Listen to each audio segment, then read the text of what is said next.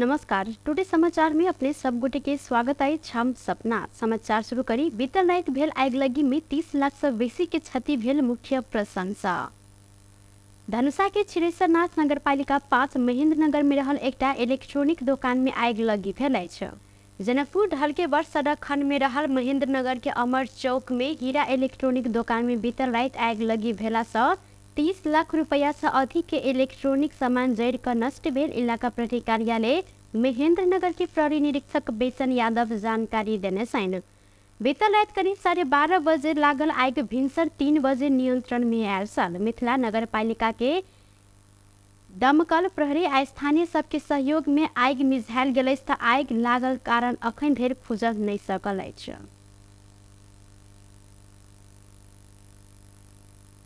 बीतल किछु दिन से बढ़ल जाड़ के कारण मोहतरी के अस्पताल समेत रोगी के संख्या में वृद्धि भेल अछि।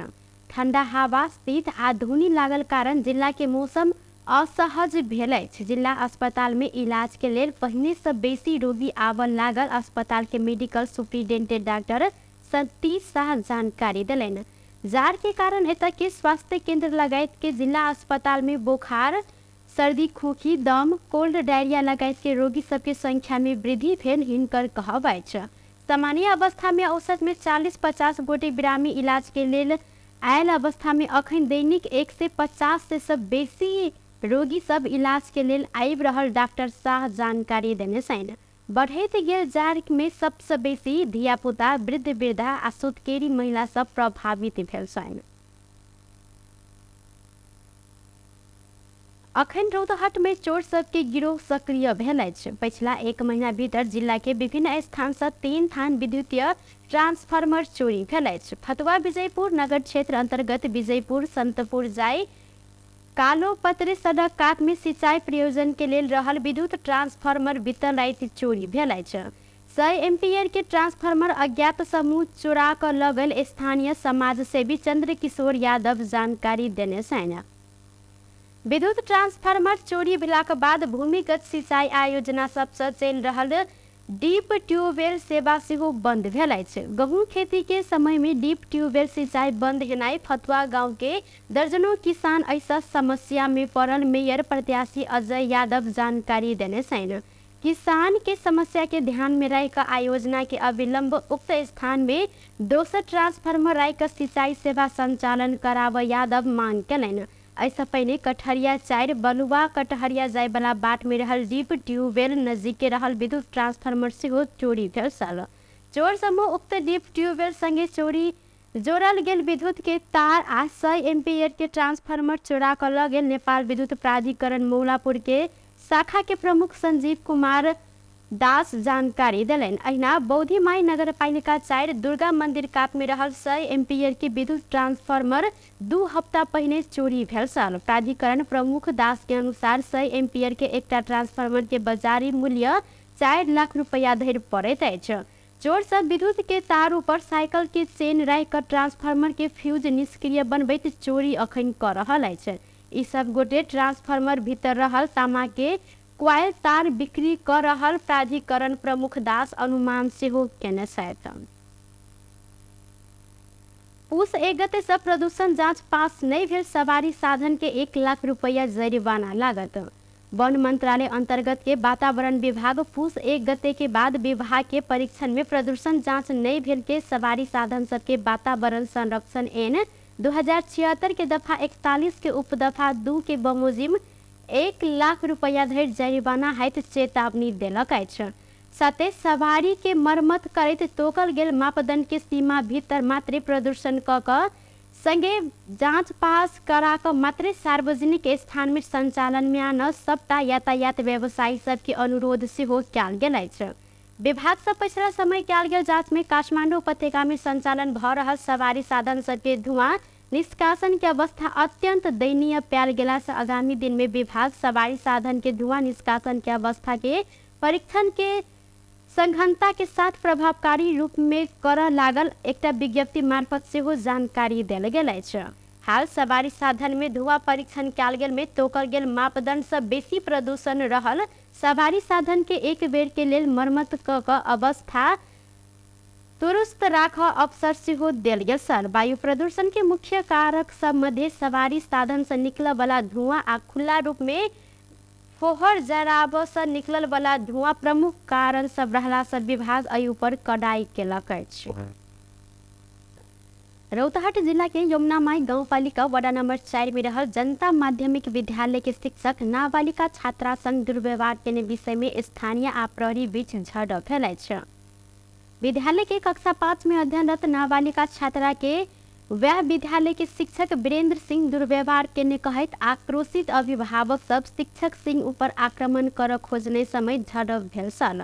नाबालिका के दुर्व्यवहार के शिक्षक ऊपर अभिभावक सब आक्रोशित भऽ मारपीट कर खोजने बाद भीड़ नियंत्रण में लेबऽ लेल प्रहरी 2 राउंड आंसू गैस से प्रहार के जिला प्रहरी कार्यालय रौतहट के प्रहरी नायब उपरीक्षक उमाशंकर यादव जानकारी देने छन्।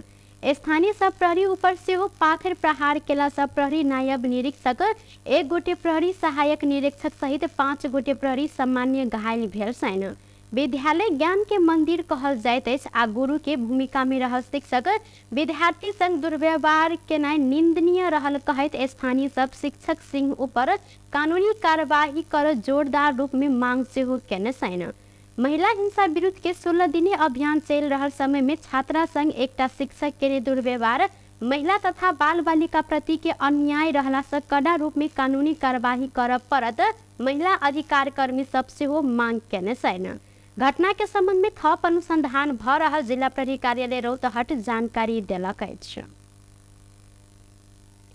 नेकपा माओवादी केंद्र के अध्यक्ष पुष्पकमल दाहाल प्रचंड सर्लाही में भेल अंतर्घात के विषय में दुनू पक्ष संग छलफल केने छन्। बृहस्पति दिन भिनसर पार्टी केंद्रीय कार्यालय पेरिस डारा में दुनू पक्ष के नेता सब संग के बजा कर चुनाव में भेल अंतर्घात के विषय में चाँख रखत प्रचंड छलफल केने छन्। अध्यक्ष प्रचंड पार्टी पोलिट ब्यूरो सदस्य रामेश्वर राय यादव, अच्युत काफले, प्रदेश इंचार्ज गणेश शाह, हरिवन बागमती बरहतवा नगर पालिका कमेटी के नेता लगायत जिला कमेटी में रहल नेता सब संग छलफल केलनि। सीएम दुनू पक्ष के बात सुनल गेलै। ई विषय में उजूरी दर्ता भेल अछि। पार्टी केंद्रीय समिति आ स्थानीय समिति में छलफल हैत। संगे मध्य प्रदेश के इंचार्ज गणेश शाह कहलनि एहि के बाद दोषी भेल वा नहीं भेल सब बात सेहो खोजत अखन किछ कह नहीं सकब। संगे ई अंतर्घात के विषय यथावत रहत सेहो। मुदा पार्टी पोलिट ब्यूरो सदस्य रामेश्वर राय यादव प्रचंड पार्टी में अंतर्घात केने सबके विषय में कमेटी बनाकर छानबीन करवा घोषणा केने जानकारी देने छन्। यादव सरलाही 3 के माओवादी उम्मीदवार नरेंद्र कलवार शाह के अंतर्घात केने कहत सरलाही 4 स्थानीय तह के कमेटी सिफारिश केने छल। पार्टी के आधिकारिक उम्मीदवार नरेंद्र कलवार शाह के वोट नहीं मांग कर एमाले के उम्मीदवार हल हरिप्रसाद उप्रेती के वोट मांगने कहत उजूरी फरल अछि। अहिना सरलाही जिला इंचार्ज काफले समेत अंतर्घात केने कहत 4 स्थानीय तह कमेटी कार्यवाही के सिफारिश केलक अछि। नेपाली कांग्रेस के केंद्रीय कार्य संपादन समिति के बैसार शनि दिन बैसल लागल अछि। दिनक 1 बजे के लेल केंद्रीय कार्यालय बीपी स्मृति भवन बीपी नगर में बैसल लागल बैसार में निर्वाचन के समीक्षा के साथ नया सरकार गठन संबंध में समेत छलफल किया जायत। बैसार में केंद्रीय कार्य संपादन समिति के पदाधिकारी एवं सदस्य सबके अनिवार्य उपस्थिति के लेल अनुरोध किया गेल। मुख्य सचिव कृष्ण प्रसाद पौडेल जानकारी देने छथि। प्रदेश सभा आ प्रतिनिधि सभा के निर्वाचन संपन्न भेल संगे नेपाल के लेल भारतीय राजदूत रहल नवीन श्रीवास्तव राजनीतिक दल के शीर्ष नेता सब संग के भेंटघाट के तीव्र रूप देने छन्। निर्वाचन के मतगणना जारी रहल समय प्रधानमंत्री शेर बहादुर देउवा के भेंटघाट शुरू केने श्रीवास्तव बुध दिन एमाले अध्यक्ष केपी शर्मा ओली संग हिनकरे निवास बालकोट पहुंच कर भेंटघाट केलथि। निर्वाचन आयोग चुनाव संपन्न भेल दुनू तह प्रदेश सभा आ प्रतिनिधि सभा के अंतिम मत परिणाम सार्वजनिक केलो पर दल सब समानुपातिक दिस जाय वाला सांसद सबके सूची एखनो बुझाब नहीं सकल अछि। अखन गठबंधन आ राजनीतिक दल सब बीच चुनावी समीक्षा चल रहल संगे नेता सब नया सरकार गठन के लेल सत्ता समीकरण के विषय में समेत अनौपचारिक रूप में छलफल में व्यस्त देखल गेल छन्। एहि समय भारतीय राजदूत श्रीवास्तव के दौड़ धूप सेहो बढ़ल अछि। नेपाल के आंतरिक मामला में भारत के हस्तक्षेप भ रहल संगे भारतीय राजदूत के अखन के सक्रियता के चमक के साथ सेहो देखल जा रहल अछि।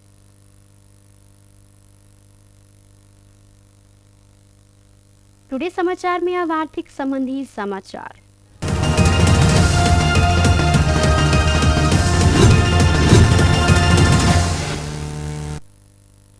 काल्खन स्थिर रहल चांदी के दाम आय संगे सोन के दाम फिर बढ़ल अछि।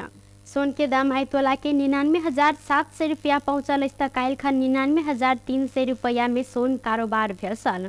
अहिना चांदी सेहो आय तोला में 10 रुपया से बढ़ि कऽ 1,360 रुपया में कारोबार भ रहल नेपाल सोन चांदी व्यवसायी महासंघ जानकारी देलक अछि। बेस टुडे समाचार अखन के लेल एतबा। पुनः दोसर समाचार लको उपस्थित हेबेटा करब। तखन देर के लेल हम सपना विदा मांगे छी। देखते रही टीवी टुडे जनकपुर। नमस्कार।